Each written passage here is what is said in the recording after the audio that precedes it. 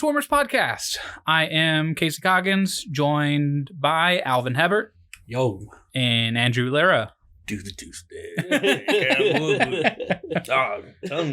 Come on and get up. It's a party up in here. You know, last week I tried to do a new intro, wasn't feeling it. Had to go back to the original.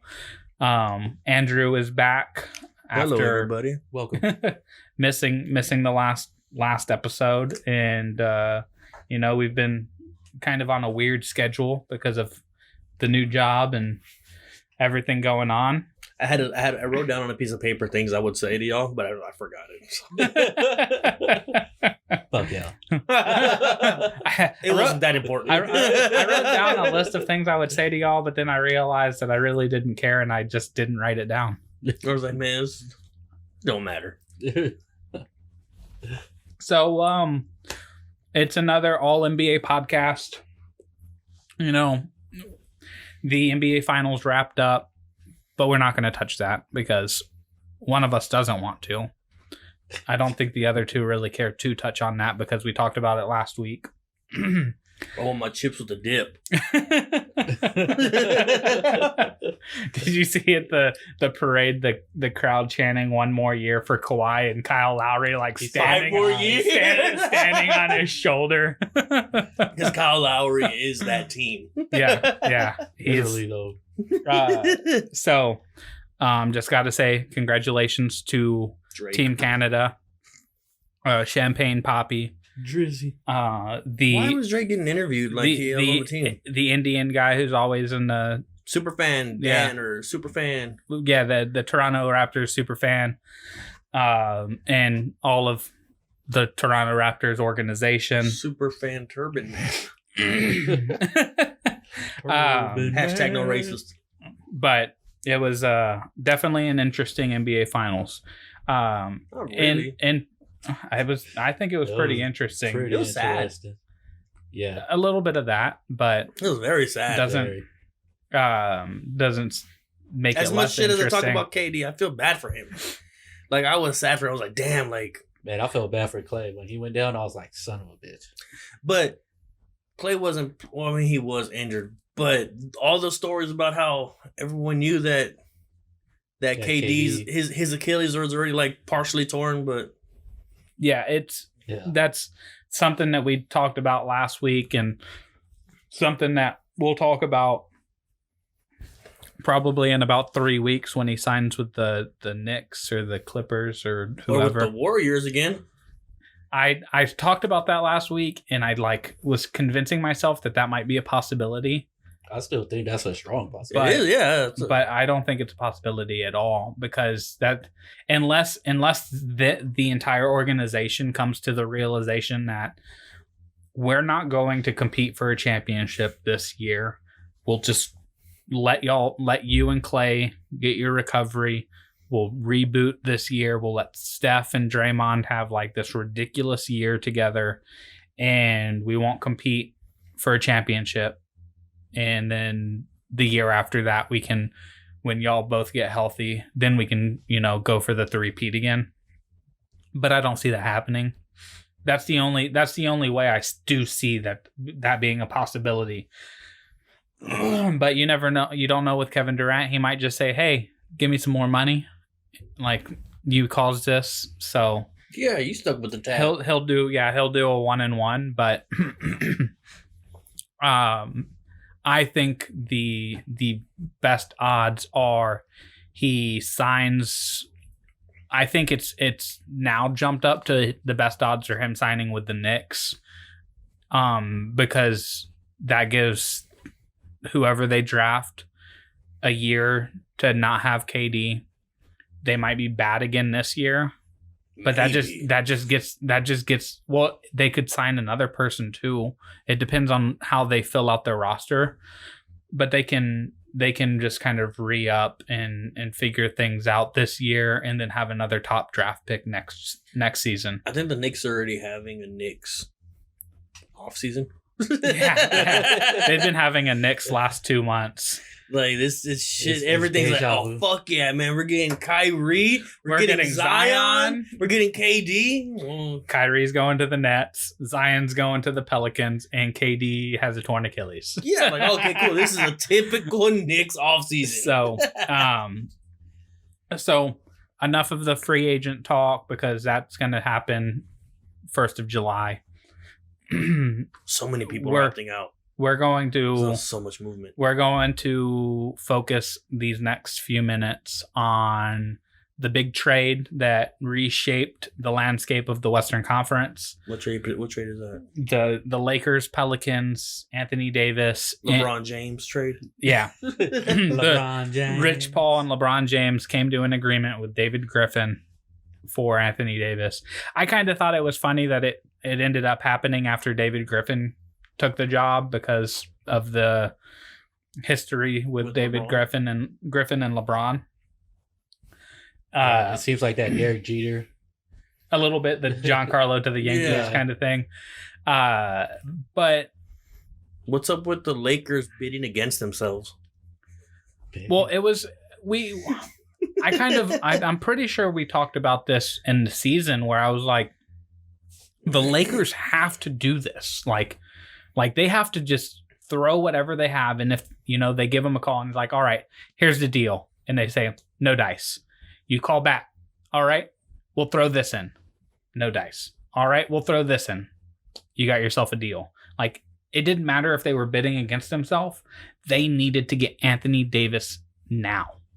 Like, they couldn't wait another year to wait for him to sign. They But needed to this get him sounds- now. This Yep. sounds, and I heard it. I think it was Wendy talking about it.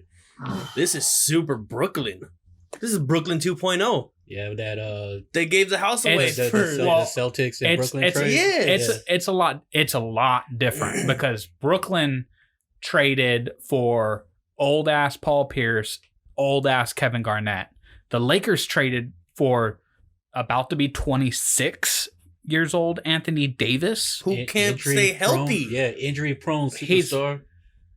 He actually isn't really that, like, over the last couple years. Like, he played 75 games this year, I believe. No way. He You're played. telling me he only played. missed fucking He 7 played games? He played 75 No way. games one of these last couple years.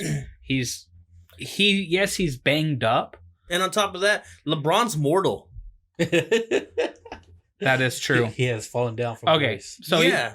he played 75 games in 2016, 2017, 75 games in 2017, 2018, and then this year he played the lowest amount of games in his career because of all the issues, all of the drama, I think, and holding him out and him taking a couple weeks to recover.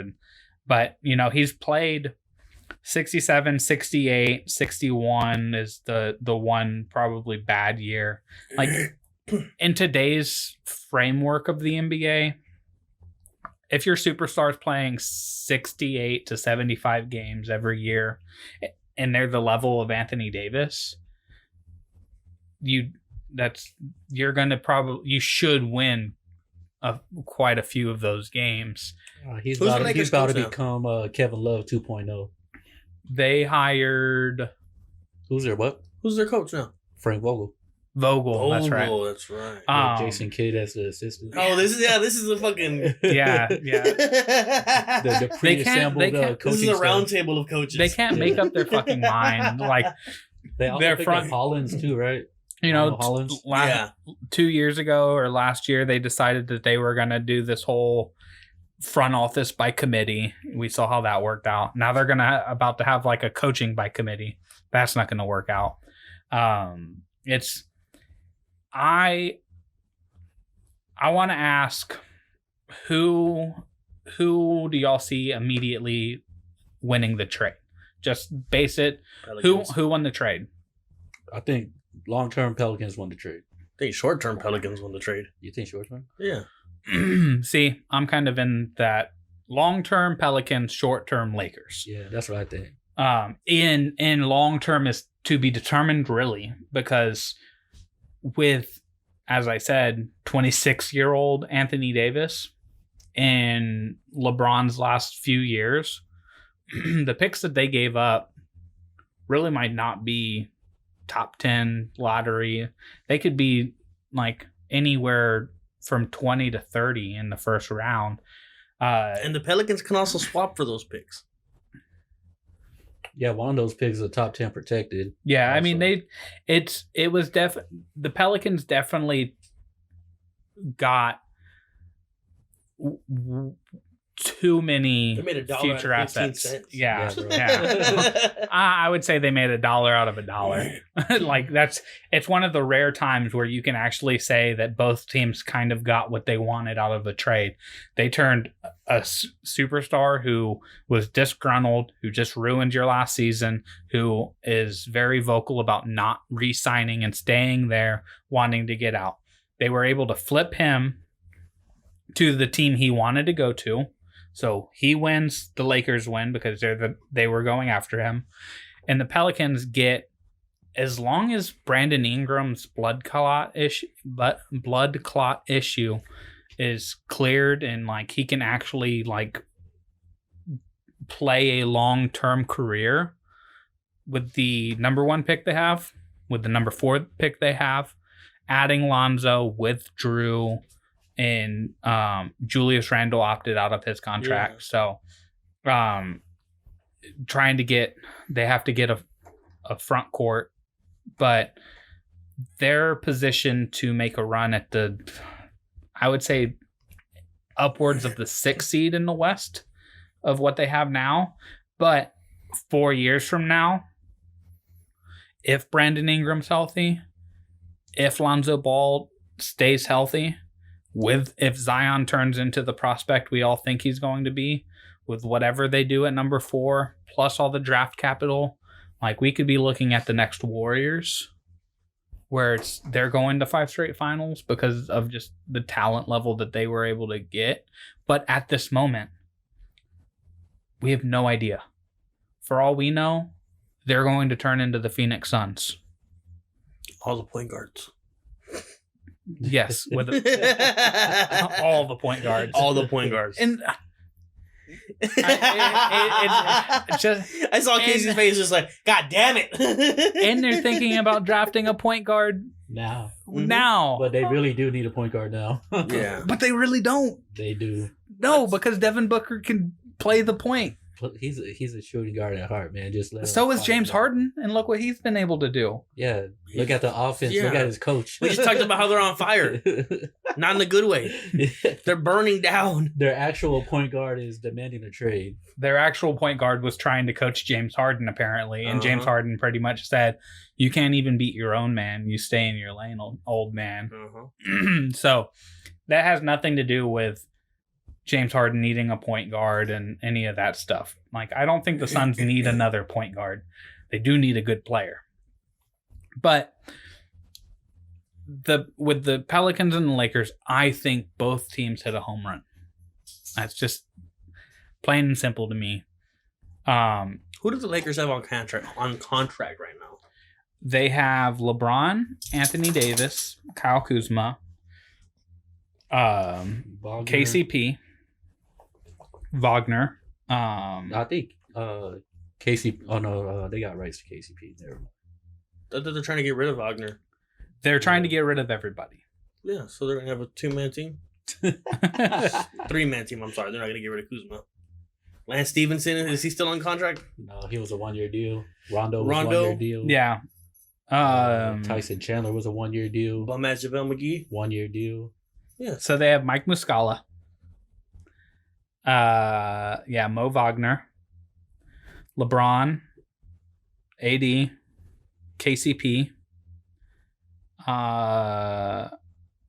Isaac Bonga, Reggie Bullock, Oh, is he really and just Sandra Bullock? I don't think so. He's 6'7" and black. You never know. She did adopt a black kid, didn't she? Yeah, and he was like 6'7" too, I guess. Exactly. So, valid question. But that's the difference, I think, between this offseason's Lakers and next offseason's Lakers is is now that they have LeBron and AD, like they can do something like the Warriors did a few years ago, where guys like Sean Livingston went and played for him, Andre Iguodala went and played for him. Like they took vet minimum, they took, you know, just whatever they needed to take in order for them to fill out the roster, plus be able to compete for a championship. You're going to probably see more competent players sign with them. You think so? So Like yeah, who? absolutely. Like I'd have to pull up all of the free agents. We're not in the free agent discussion. We're in the free agent discussion in a couple weeks. But I don't see the Lakers as a team winning a trade if they don't have much of a team. I mean, how much? They have an Anthony Davis and a LeBron. What they need to be able to do is they need to be able to find their third guy. They need to find their I was listening to the Ringer NBA show, and they were talking about like they need to find their PJ Tucker. They need to find their Trevor Ariza. Their Danny Green. They need to find the Danny Green. They need to find the guy who can space the floor, can do dirty work, play defense, doesn't demand much. Like they need to fill their rosters with Kyle Korver. They need to fill their roster with Maybe not Kyle Korver. but somebody who can shoot threes. Yeah. It's not like Davis. I mean, he is a decent 3-point shooter, but if you're running a pick and roll with LeBron and AD, you don't want your fucking other three guys on the court to be Lance Stevenson, Rajon Rondo, and bum ass JaVale McGee. Like that's just not. You don't want that. Like No. you want Kyle Kuzma can shoot the ball. But then why are they trying to clear space for another max contract? Because they're the Lakers and they think that they're going to be able to clear space for another max. And because max of contract. that reputation they have, no one's gonna take less than what they want. They feel they deserve. So everything that I've heard so far is that they're trying to figure out a way to get Kemba, which I think would be just. I love Kemba Walker, but he would not fit as the third wheel to LeBron and AD. You know who would fit? Don't say Kyrie. Number 7, Melo. That that rumor mill is going around. Melo is being discussed. Trading for Chris Paul's being discussed. Like the whole banana boat crew. The Lakers hit the home run with trading for AD, and now they have to go and hit singles. They don't need to hit another home run. They just need to go and hit singles. Keep the ball in play. Don't strike out. And it looks like they're going to keep swinging for the fences. Yeah. And they're going to be Giancarlo Stanton, Bryce Harper. They're playing baseball right now. Yeah. It's home run or strikeout. So, They've got a lot of strikeouts. so it seems like you're down Breathing on my mic, the dog. you're down on the Lakers. We Yes. have a guest host with us today. Gumbo is in the room. That's not me breathing. He's so heavy on the mic. I was like, damn, you breathing on my mic. She's just she heard LeBron. She wants to go in. Hey.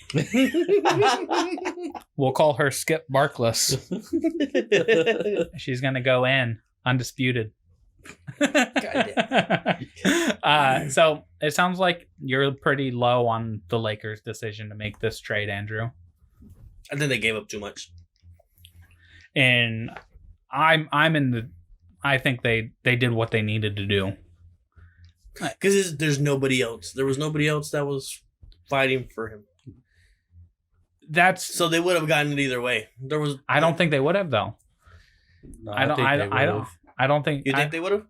They would have gotten him. Like Yeah. They would. They They would could have got have. him one way or another. They Yeah. could have waited to sign him, but that wouldn't necessarily have been what would have happened had he gotten traded somewhere else. If at some point this season David Griffin says, "All right, I'm getting an offer for a box of Oreos and some Mountain Dew. Here you go. Have Anthony Because Davis. there was nobody else in talks for Anthony Davis. It was only- Boston backed out already. Yeah, because they was asking for Jason Tatum, and it was like, Yeah, nah. they're like, all right, cool. This conversation's over. Yeah. So that's why I was like, they're just bidding against themselves. Like, you're the only one here. There were You have more power there. Yeah, I think that again, it doesn't necessarily mean that the Lakers could have I don't think any other team is bidding for him, but they keep telling us no.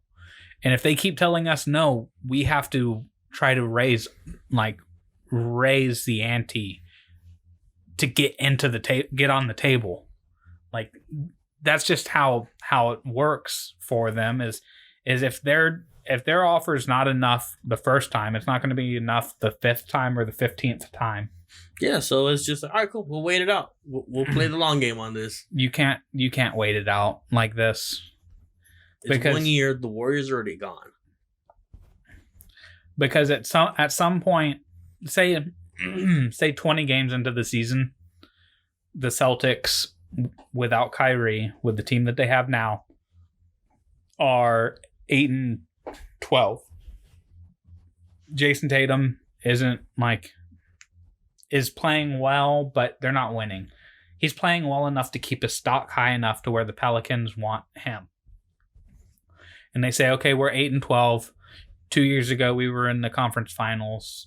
All that. We were that close to making it to the NBA finals. Let's make this trade now and make a push this year.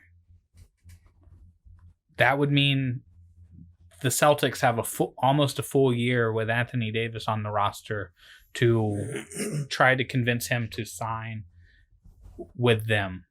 It's hard to say that the Lakers were guaranteed to get Anthony Davis until they actually had him on contract. And now they do. But it's just, you see what's going on in Toronto with Kawhi, and they just won the championship, and he's just like, I don't know yet. I just won a fucking championship. He's like, oh, I hope y'all enjoy this. Enjoy this fucking moment. He's flat out fucking said that. Enjoy this moment. You know why? He's going to the Clippers. Because it ain't happening again. He's going to the Clippers. Yeah. But the Raptors knew that to begin with. And but that's what I'm saying as an example of, even if if the Celtics won the championship next year, if Anthony Davis really wants to go to the Lakers, he's going to go to the Lakers. Right. And I get that. But I don't think the Lakers couldn't risk another Paul George happening. They just couldn't. They couldn't. Paul George. They couldn't risk hearing all year, he's signing with you. He's signing with you. He's signing with you. He's signing with Fucking you. 2 years, man. Yeah. That's all that was being said about Paul George. I want to know what the fuck happened.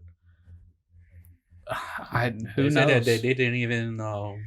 They put the they contract didn't, on the like, table and court said, him. let's just do it. They didn't even try to court him and convince him to come over. They was just like, well, he said that he wants to play with us, so they just Mm-hmm. played it cool. They stepped back. Just like, nah, man. I like it better with Russell Westbrook. Well, they never give him a chance. He fucking signed first thing as soon as free agency started. He's They couldn't. They threw a party and they had Nas there, and That was that night at midnight, and he came no. on stage and said, "I'm staying." That was the Lakers never had Russell a- Westbrook party. Yeah, Yeah, He the threw him house the party. party. Lakers Yeah. never had a chance to court him. Right. Right. Because you got Russell Westbrook there courting him every day. Exactly. That is Little Ninja Turtle. you get the star player when you get the chance. It's like getting the star quarterback in the NFL. Well, I don't subscribe to that philosophy. I also know that is the philosophy. When you have a chance to get a star quarterback, when you have a chance to get a franchise-changing player, you bet the farm. You do it. And from as Then it gets foreclosed, and you have no draft picks to save your ass. as a few people have stated, this was a move where Rob Pelinka says, if it doesn't work out, I was fired anyways, and if it does work out, I'm the savior of the Lakers. It was a win. It was a win-win for him, pretty much. It was. If it doesn't work, nothing changes, if it does work, then I have my legacy as being a GM. Like he's going to have like he's going to have the ability to get any GM job for the next 25 years if this AD trade works out well in favor of the Lakers. If not, he probably won't ever GM again. Exactly, and he'll just go back to being Kobe Bryant's agent. And on top of that, LeBron's going to go back to being another franchise killer, and we're right where we started. You can't kill what's already dead. Woo! Man. So, the Pelicans, as I said, their haul is to be determined. Well, we don't know. Do you expect to see Lonzo in a Pelicans jersey next season? Yes. Yeah. I think him paired with Drew Holiday is a better Drew Holiday with Rajon Rondo. Rondo. I think I like Lonzo Ball as a player more than I like Rajon Rondo. Oh yeah. So I think they have the framework, they have the skeleton to a dynasty. Like you were throwing out the D word. They have the framework. Mm. Like they have to get there. OKC in like 2010 had the framework for a dynasty. They traded it. And then somebody just fucking took an axe to the knee, just chopped them out, right? And it was themselves. They just like, fuck it, let's take out our leg, let's see what happens. I don't think they would have won if they kept it all together.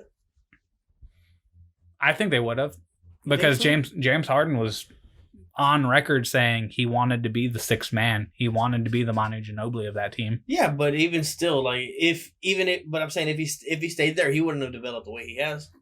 No, but he was already a damn good player, and I think him and Serge Ibaka were the reason they beat the Spurs in the conference finals more than KD and Westbrook were. Yeah, because they were the guys who took over games. Serge Ibaka in one of the games went like 13 for 13 from the field. So, I mean, but that's kind of how, like, the Pelicans now have the framework. They have the draft picks. They have the young talent. How are they going to develop? How are they going to be coached? And all that goes into it. Now it's interesting to see in their future. Right now is bright. And speaking of futures being bright, we need to get this mock draft underway, get it done, get everything wrapped up. The fucking draft is on Thursday. The draft is on Thursday. That's why we're doing this tonight. So, sorry, I have a little froggy in my throat. We should get a video camera and do our own draft. Hell yeah! Watch the draft live. Have a watch party. Live stream our own draft. Like, we are the draft. Yeah, we'll have our mics set up and just like the New Orleans Pelicans. What is it? The Asian delegation select the RZA, the Jizza, all dirty bastard, Raekwon the Chef, Method Man, the Wu-Tang Clan. Fucking Tiger Woods. Condoleezza Rice. Eminem. Okay. Hold on just a minute now. Fucking Jizza. Konnichiwa, bitches. Hell yeah, dude, that was such a great skit. Yeah, now hustle. So, what did it say? He's like, we'll give you OJ Simpson. Oh, damn. You got yourself a deal there. OJ Simpson. Still black. So, Andrew, you're gonna lead off. Alvin, you got the number 2 pick. Sweet. I'll take number 3, and we'll just rotate down the way, all the way to number 30. So at this time, I commence the Benchwarmers Podcast 2019 NBA Draft. That would have been a good time to open up your beer. I know. I got it. Let the draft I got begin. it. I got a little early on that. Andrew, you are now on little- the clock. Premature beer opening. So There's a pill for that. for beer opening, Premature beer opening. is it a little blue pill? It's exactly what it is. Oh, You got a blue pill right in front of you. I do have a blue pill right in front of me. Got a phone coming out there. Good old Bud I Light. want to take care of that. You should go see a doctor for that one. This beer has lasted me over 4 hours. I need to go see a doctor. We'll get it swabbed out. So, Andrew, with the number 1 overall pick, the New Orleans Pelicans select. Jackson Hayes, Texas. Oh, No. I gave you the rule. The one rule. I mean, don't gotta say it. No, Zion Williamson. Zion Williamson, 6'6", 272 pounds, listed here, coming out of Duke. Dookie. Zion the icon. People aren't so much concerned on where he's going to play as what he's going to be playing in. Not them busted ass shoes, right? Whoever signs him, that's Come on, New Balance. Come on, New Balance. Kawhi's like, Converse. hey man, try out New Balance. Gumbo, what do you think of the pick? Oh, that's a good one. Will you just pet her? That's all she wants. That is all she wants. I'm just a puppy. So with the number 2 pick, the Memphis Grizzlies. We select Ja Morant. I mean, of course. Come on. John Yeah. So the quick question on that is Mike Conley staying a Grizz, or are they going to shop him and try to build for the future? I think they're with gonna shop Ja him. and Jaren. I think they're going to shop him either draft night or like make it like a mentor type of thing if they're not able to get like a move made, and then just let him go. A mentor thing? What the fuck you mean a mentor thing? Like have Ja Morant like play backup What for Tony 1 year. was supposed to be the DeJounte. Then he left. I know. You think Mike Conley's gonna stay? Nah, they're shopping him around. He's but I'm just saying making if they $40 can- million. Do you think anybody would stay? Yeah. I think everybody would stay. Wait, so I'm going to keep my spot, make $40 million. Yeah, sign me up. Fuck it. So You got guys turning down $30 million just for a regular job. in Harrison Barnes to, did turn down like what 25 million right now to opt out. to finish the top 3, which was pretty much a given. I mean, we could have probably just started with 4, but we had to get it on record. The New York Knicks select RJ Barrett. Bobo. They needed to replace their 7'3" center with another 7'3" center who's fragile. RJ Barrett, number 3 to the Knicks. I think if they don't make any moves, maybe they sign a free agent, sign that max player. Tobias Harris. I think the youth pairing of RJ Barrett and Kevin Knox is actually a pretty good pairing because of what their skill sets are. But I think RJ Barrett is the pick there. I think he's probably the second best prospect over Ja Morant. But he didn't have the same kind of year that Ja did, or the explosiveness and all of the flashiness that Ja comes with. And that brings us to really the catalyst of the first round. Like whatever happens at number 4, I think just shifts everything behind it. What just happened? It's going to create the Pelicans are going to push the snowball down the hill. Whichever direction down that hill they push it is up in the air. Andrew, which way are you pushing the snowball?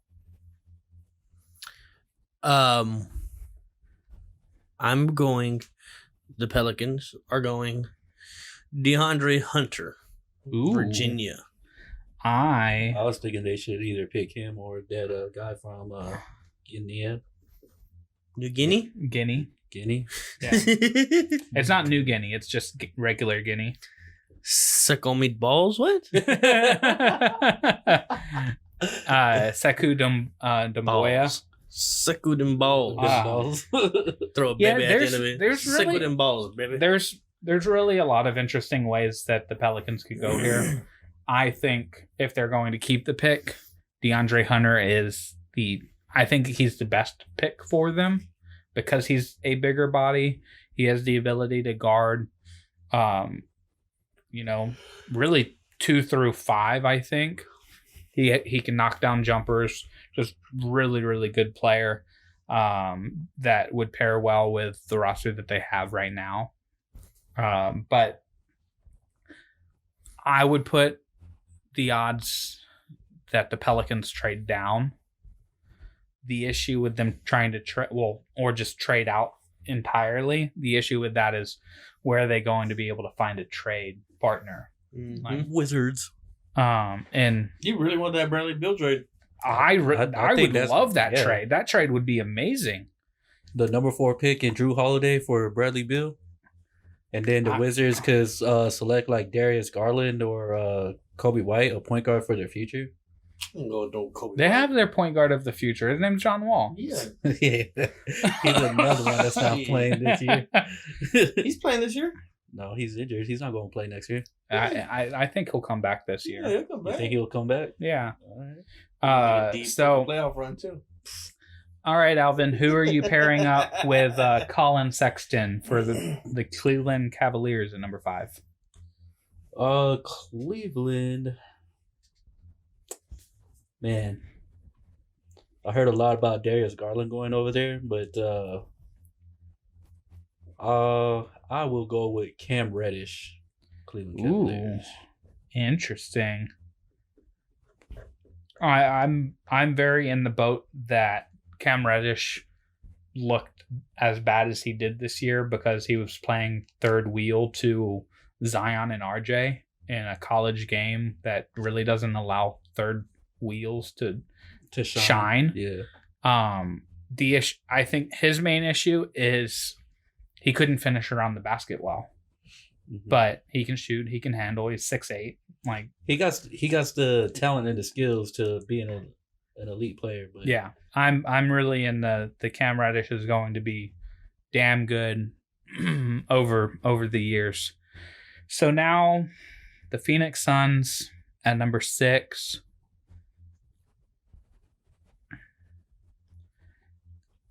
I kind of just feel like they have to go with Darius Garland. Like if Darius Garland actually drops to this point, he is the best player on the board, and pairing him up with Devin Booker creates a high flying backcourt. Another good shooting backcourt. I was hearing, the Dame CJ comparison where they might not be able to guard you, but they can shoot the damn ball and they can score. So, and I mean, I think that them two with Josh Jackson, with DeAndre Ayton, with some of the other young pieces that they have, as I talked about with the Pelicans, the framework, got to build the frame before you can, got to have the bones before you can put all the meat and the fat and everything on it. Preferably muscle, but yeah.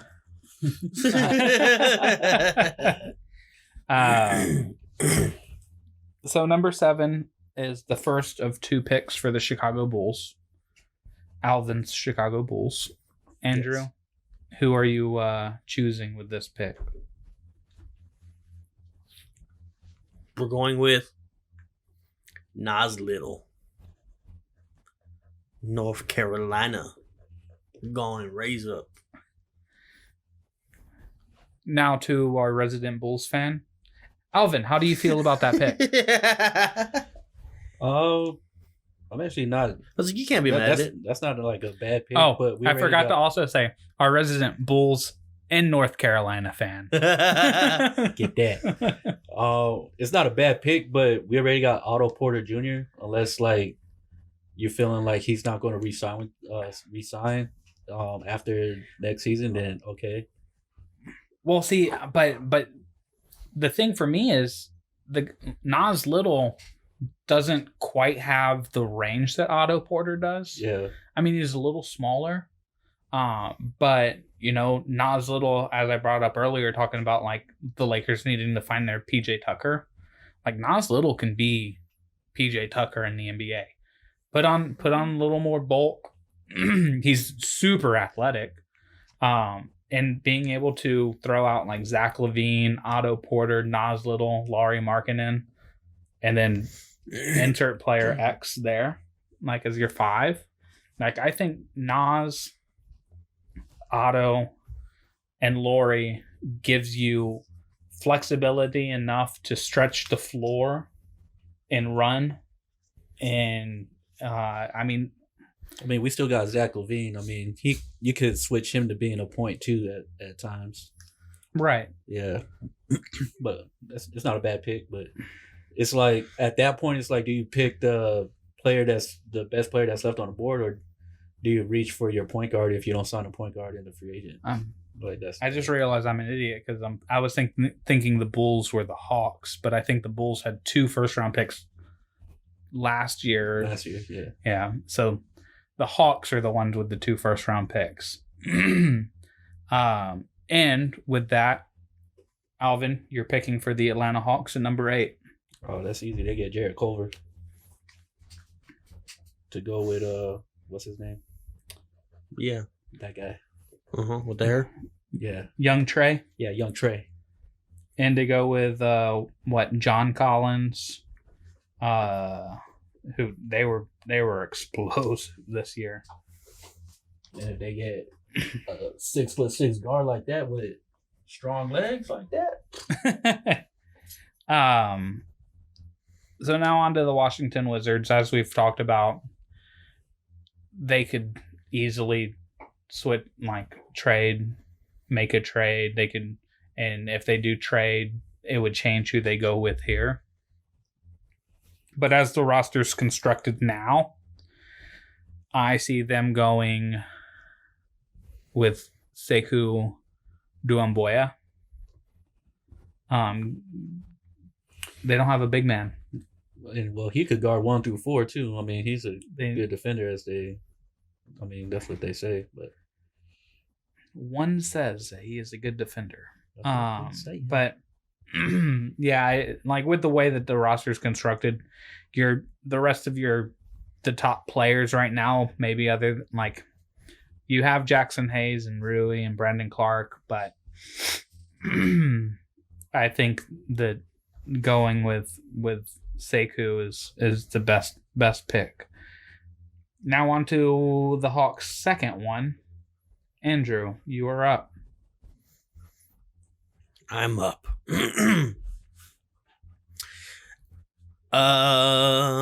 So the Hawks just picked Jarrett Culver. Right. As said Alvin. Mm-hmm. We don't need you. We are going to go with Bol. Ooh. We're gonna stretch that floor out. Yeah, we're gonna get a little dangerous. Take the risk. Yeah, we're gonna get a little dangerous. Take the risk of him coming back healthy and staying healthy and not having any more issues. That's I mean, with everybody that's on the board and the team that the Hawks have, I feel like you can take a risk like that. Yeah. Because if Jarrett Culver not like is a just nail on the head pick, nobody's gonna remember that they busted on 10.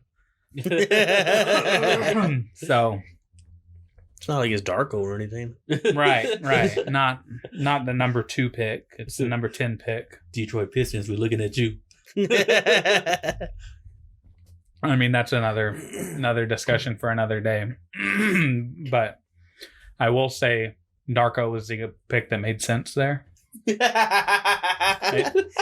their defense. It really was. And we can go into a deeper dive on that. Minnesota, number 11, Alvin Heppert. You're on the clock. Let's see, cuz I heard he got picked, dude. Man, this is like now it gets real interesting. How much college basketball did you watch? Yeah, man. I watched quite enough.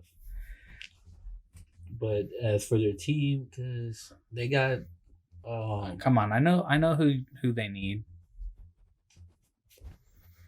You might know who they need, but with them, I'm gonna go Romeo Langford. Ooh, that's not quite what I was thinking, because Romeo Langford, I mean, he's awesome. I think he kind of underperformed this year. Not underperformed because he was great for Indiana. The team themselves underperformed. And I think he had a little bit of an injury in the season. Because I was thinking with Andrew Wiggins, with Big Cat, with the team that they have, you would have gone Kobe White. I thought Kobe White was off the board. But Andrew Wiggins, he's still there. But Andrew Wiggins plays shooting guard. But he should be playing small forward. He should not be playing shooting guard because that dude's jumper is broke. I like Romeo Langford a little bit better for that team because, again, Tom Thibodeau likes people that could pretty much do it all, play defense. I thought he got fired again. Did he? Yeah. That's right. Saunders. Ryan Saunders is the coach now. Well, either way, I like him because bigger body frame. He could defend. He could pass. He could handle. Yeah, he could handle. He's listed as a small forward, which I thought he was a point because that's pretty much what he played for Indiana. And that's what you're looking for in today's NBA. 6'7", he could have like a 7 foot wing. He has a 7 foot wingspan, so he's 6'7" with a 5-inch afro. So that brings us to Charlotte.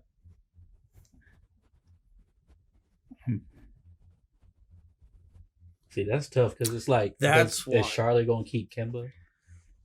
Yeah, see, I mean, we can say that about like every team other than the Cavs and the Suns who can't make any move, really.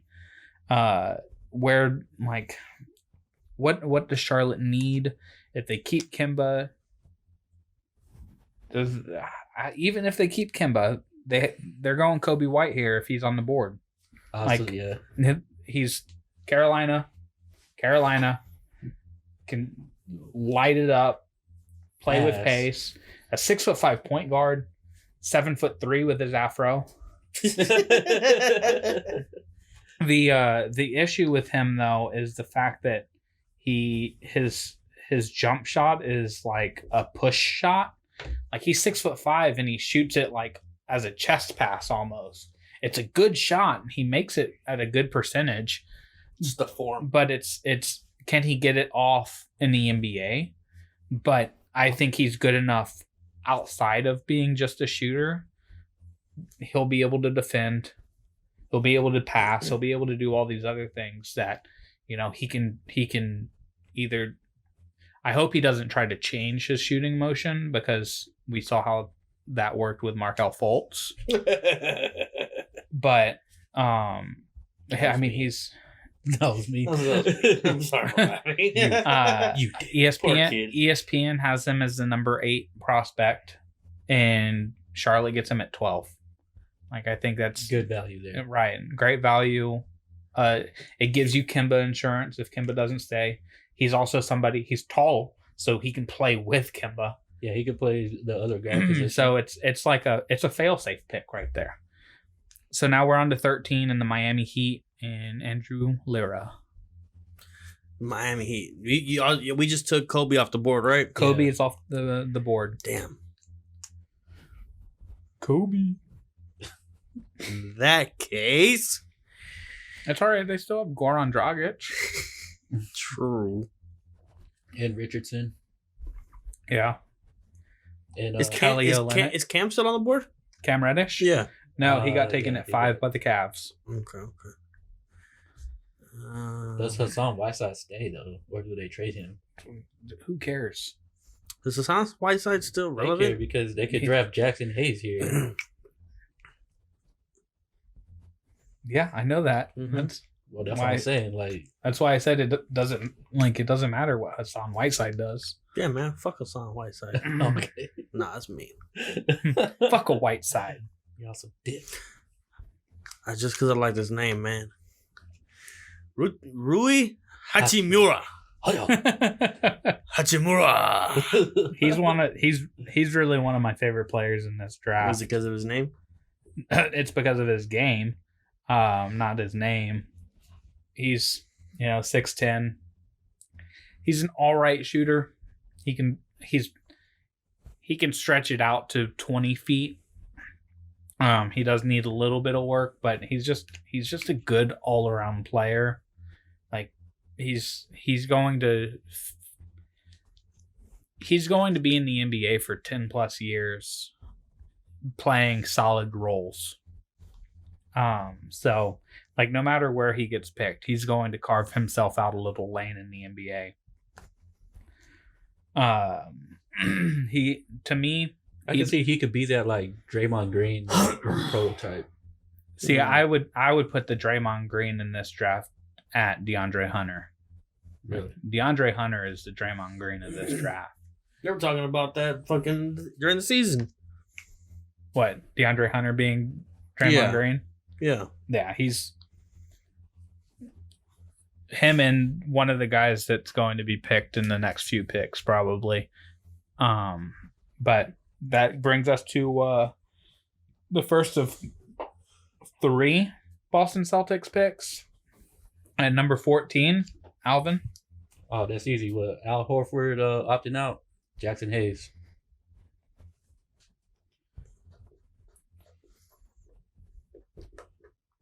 Oh, did Horford opt out? Yep. When did that become official? Today. Oh. Jinx. Gotcha. Yeah, Horford's probably like, man, fuck, Kyrie's leaving. They said that he's going with them to the Nets. It turned down like 30 mil. Yep. Well, I mean, what? David West did not that much. David West did the same thing when he opted out of his Pacers contract to go to the Spurs. He took like $11 million less than he was making. Oh, yeah, he did. All for a championship, man. And then he got it with Golden State. With the Warriors. So number 15 is Detroit. That's a tough one. That's like here at this moment where we're at in the draft. I think you can start picking who's the best. I not necessarily, because they need guard play. They need like smaller players. And that's why I think that like they could go with somebody like Nickeil Alexander-Walker. I'm not quite sold on Tyler Hero. I think that's like the first year I'm not sold on any of the Kentucky players. Oh, yeah, 100%. I think PJ Washington's going to be fucking good. But they don't need PJ Washington. I think it depends where Washington goes. Right. And that's kind of where we're in this weird spot where like I really think that their best bet here is to go with somebody like Ty Jerome from Virginia, who's a big guard who can shoot the ball, but he played a lot of point for him.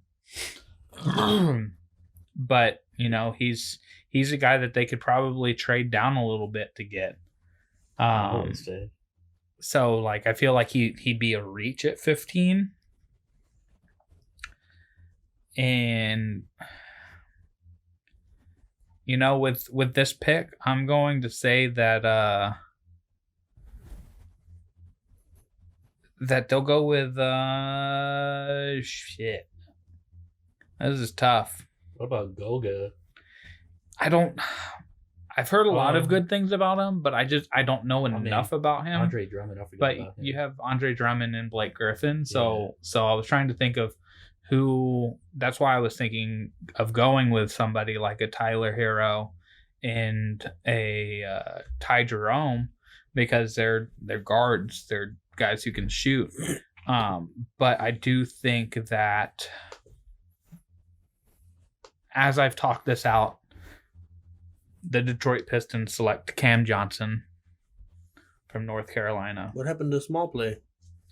He's a small forward. He's listed at power forward, but he should be listed as a small forward. He's 6'9", 205. He could play on the wing too. And his jumper is wet. He's wet. Capital T. Which 40% from three in college. Both these last 2 years, he was like one of the reasons why they made it as far as they did in the tournament, because he was able to knock down shots. So now we're on to the Orlando Magic, to the second half of the first round. Well, since you turned down on him and you're not sold on him, the Magic are, and they're looking to make some magic with Tyler Hero. He's a Japanese kid. And I think Tyler Hero fits the Magic. I just didn't like him for the Pistons. Nobody looks good with the Pistons. That's true. So now we're to the Brooklyn Nets, number 17. I've got Atlanta at 17. Is it? Like I said, I wasn't sure on this thing that I. Is it Atlanta?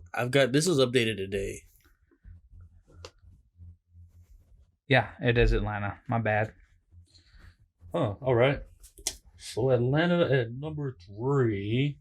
I mean, was it 17? I was like, damn. Did I just make everything up? Man, who they got? What position does Collins play? Power forward, center. He's a coach. Dang. I'm torn on this one. I'm thinking either Brandon Clark or that Goga guy. Goga guy. Sounds like a fucking Dragon Ball Z character. Sounds like a fucking sushi roll. Can I get that Goga roll? Get the Goga? Oh, yes, a Goga roll. I'm going to go Brandon Clark.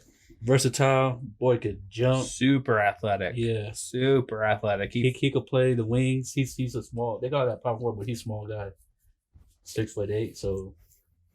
And he could defend, so. Right. He's another one of those guys where, he could fill that Draymond, PJ Tucker, stretch the floor, small ball lineup. So now that even put him on guards, yeah, he got quick feet. Yeah.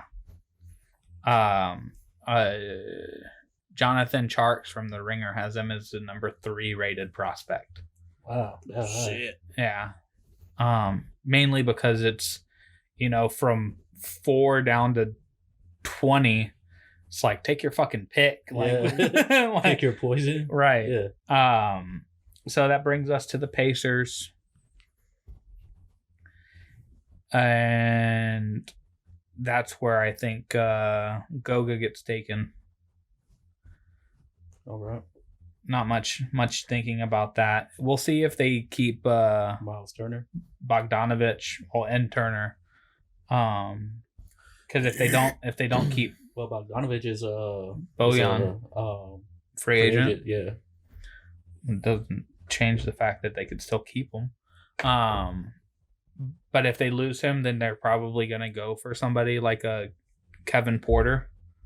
But at this moment in time, I think Goga would be a good pick. All right, Andrew. One of the reasons why I gave you the first overall pick was so that you could take the first Spurs pick.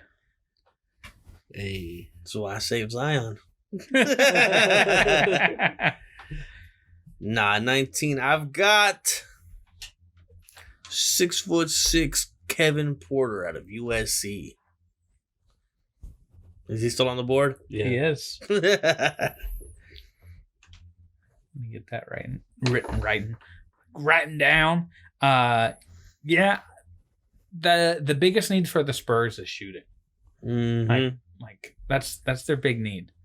I'm You get rid of some contracts too. But I'm in the camp that Patty Mills can become a coach, and I'd be fine with it. Especially with fucking Pop's coaching staff getting depleted. Right. Like with Bryn Forbes being a younger Patty, a younger, better defending Patty. Skinnier already.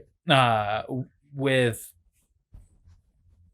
just the youth at guard, with the way that the Spurs roster is, I'd be okay with, Patty not being here anymore.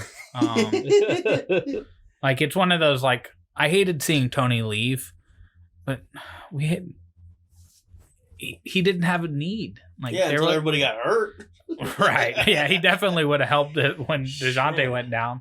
But I'm also, like, as much as I like DeMar DeRozan, too, as a player, like, I would love to flip him for a shooter. Like, flip him in general. Just I like allow DeJounte and Derek White and Lonnie Walker and some of the younger guys to grow. Turn DeMar DeRozan into Bogdanovich. Bring back Danny Green. Bring back. I'm okay with all of that, but getting shooting, getting that small forward position shirt up are a couple things that they definitely need to do. I was just pulling up the scouting report on Kevin Porter, and he can make threes, which is definitely a good sign. That's really all I was looking for.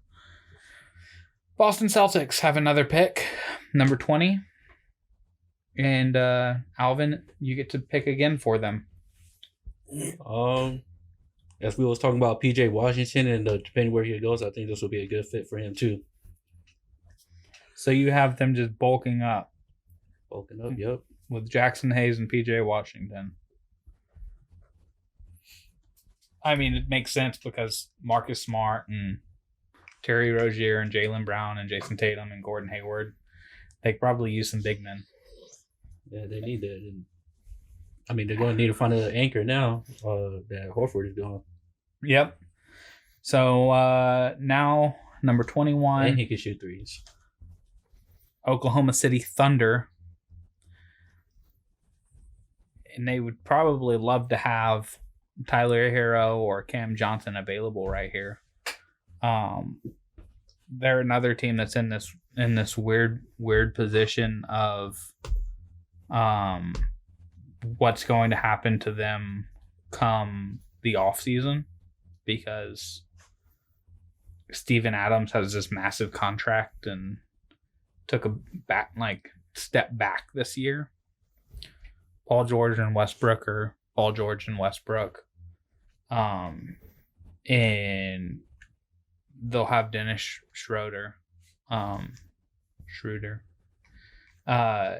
Again, so what is their real position of need? And they're a team that also needs shooters. Absolutely. And that's why I think they take Ty Jerome, because he's a guy who can handle the ball, he can defend, and from what we saw in the tournament when they won the championship, he can shoot from anywhere on the court pretty much. So now we move on to number 3 of the Boston Celtics picks, and Andrew, you get to take this one. This last one, since they do have plenty guards, so much guard play. They've been going big. And they keep going big. Out of Florida State. I'm not going to try saying the name. Mfiondu Kabengele. No, you didn't. That sounds like a sexual assault case. Mfiondu Kabengele. That dude's awesome.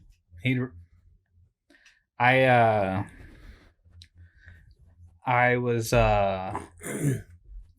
back in February and watching some college basketball, listening to some of the analysts break down who who could make a run in the tournament.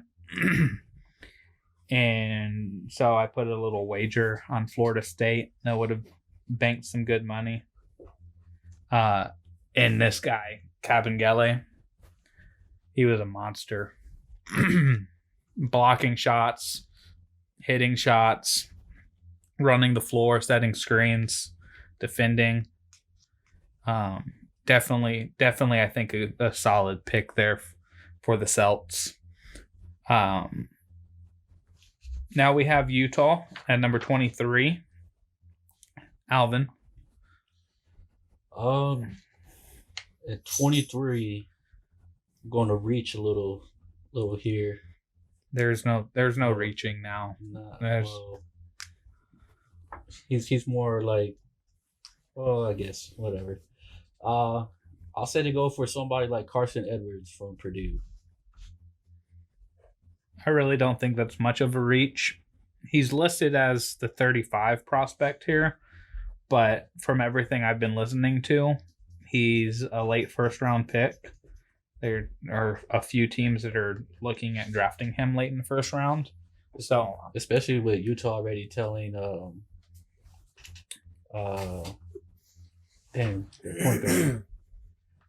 point guard that they got from Minnesota, Ricky Rubio, they told him that they wasn't going to bring him back. So yeah, I mean, it kind of makes sense because Donovan Mitchell playing the position he does in his role, that it's time to get a little better offensively.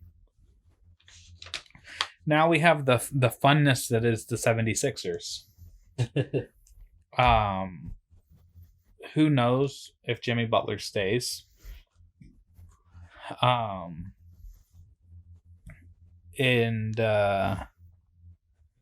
with Ben Simmons and Joel Embiid and Jimmy Butler, if he stays, we also don't know what's going to happen with Bobby and Toby.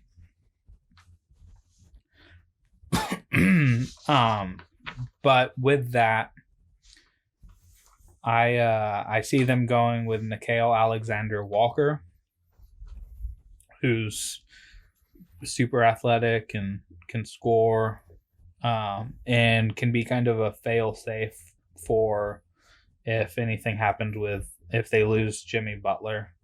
And he'd also be able to come off the bench and provide a spark.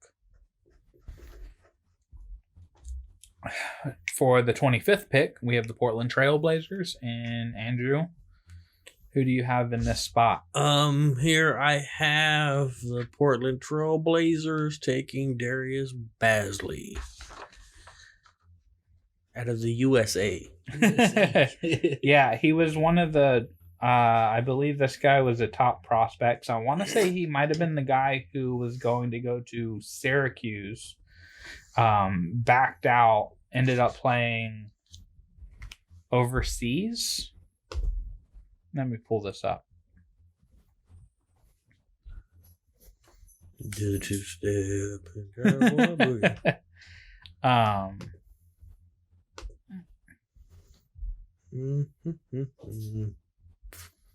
I got nothing in the NBA coming up from him or ESPN.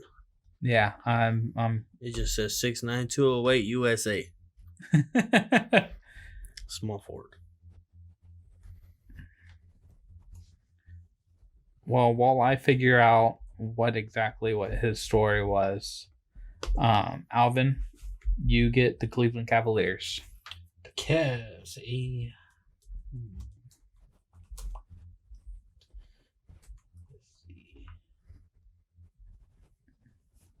Well, you think I did finally pull it up. Sorry to jump right back in. So yeah, I believe he had signed or announced that he was going to go to Syracuse, backed out, and decided that he was going to play a year in the G League before going to the NBA. And so he's been in the G League. And then he's a clutch. Ugh. He signed with Clutch. One of those people. Yeah. That's what I'm saying. But, he needs to work on his shooting and bulk up. But, he definitely has the the body size and the tools to make a solid career out of himself. That kid from Georgia didn't get picked, right? That Goga kid.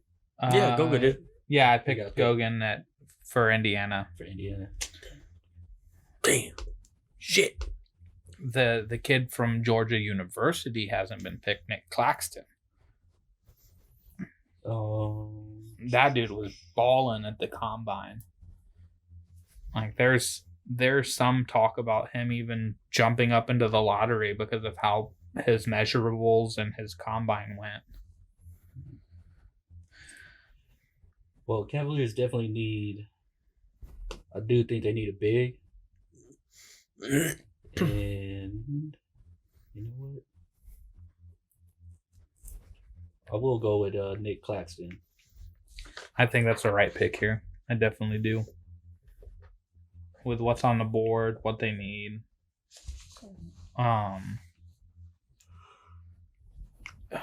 The Cavaliers' whole organization is in kind of the big hole. They're kind of just drifting in space. If he could just add a little bit more weight, I think he'd be straight. So now for Brooklyn, this pick pretty much comes straight from the fact that I think they're going to get Kyrie Irving.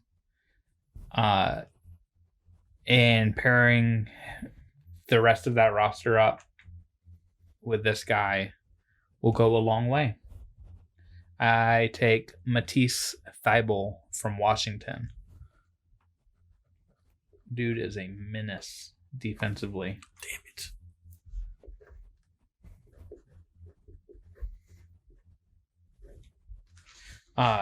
And he's just if he was drafted by the Spurs, I would probably say that he could be another Kawhi Leonard because of what the physical frame, what he's able to do defensively. And all he needs to do is really develop the offensive end. But defensively, he's just like I said earlier about Brandon Clark and, well, I guess Rui. Like he's set in the NBA. Role player. As long as he stays healthy. So now we're on to the final three. Number 28, Golden State Warriors, Andrew Lira. Well, since you took Matisse off the board, next one goes to Talen Horton Tucker out of Iowa State.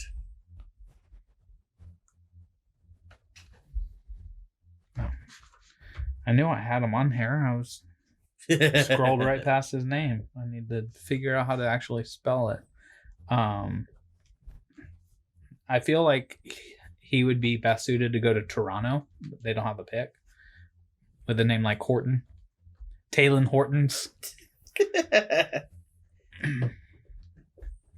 He heard of who?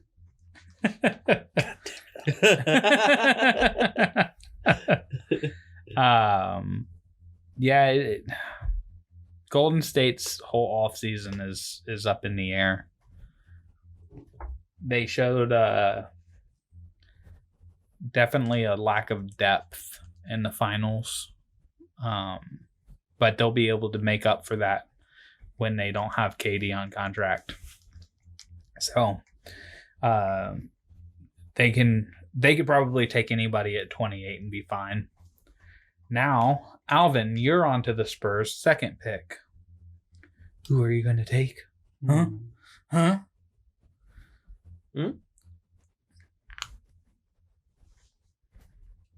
Yeah. Because you already drafted a shooting guard, and I was looking at Dort for you guys, but I've heard a lot of Dort in the Spurs thing, and I watched Arizona State quite a bit, having gotten my degree from there. I've tried to root for them. As a Spurs fan, I don't want Dort Not to say that he's not worthy, or anything like that, but like he's just not. He just doesn't fit the roster that they have right now.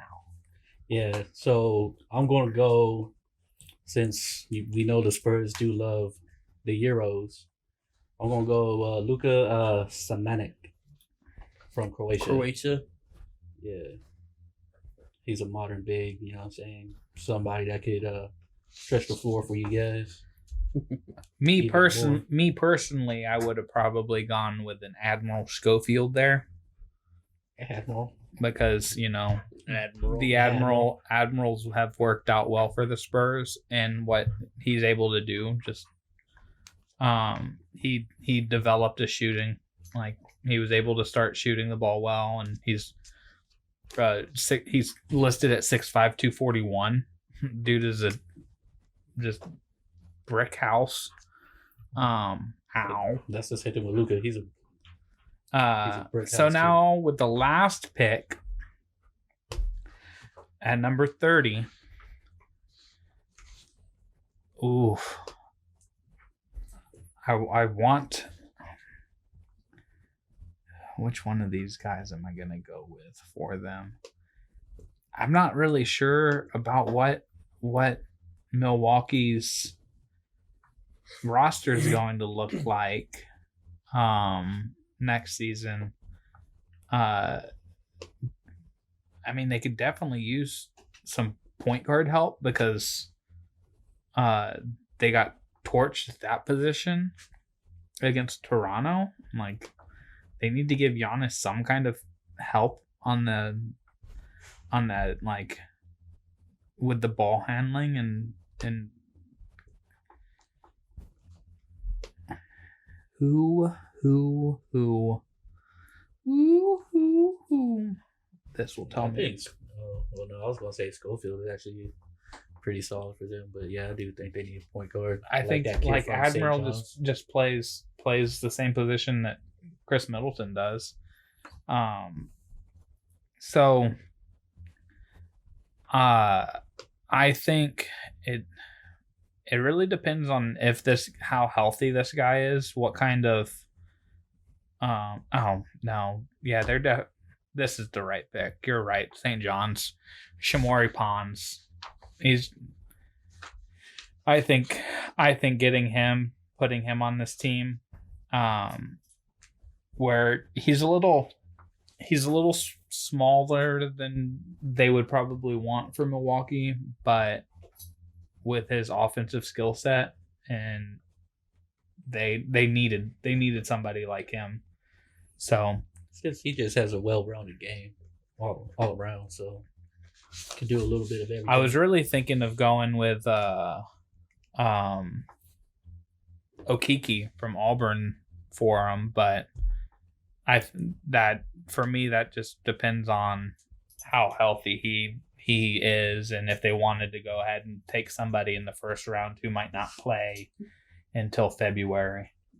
So wraps up I believe this is the first mock draft we've done for the NBA on the podcast. Think so. So the first annual, as most people hate seeing first annual, the first ever Benchwarmers podcast NBA mock draft. The draft is Thursday, so we'll see how it plays out. As I said, a couple weeks from now, we'll be getting into the free agent talk. Next week is kind of a draft recap and maybe do some finals talk, some baseball talk, because we're starting to get to the All-Star game. Teams are starting to really show their true colors of who they are. Yeah, quite a bit going on, as there always is in the sports world. So this has been the episode of the Benchwarmers podcast. I am Casey Coggins, and as always, I'm joined by Alvin Hebert. Later. And Andrew Lira. Do the two-step and cowboy booty. We'll take your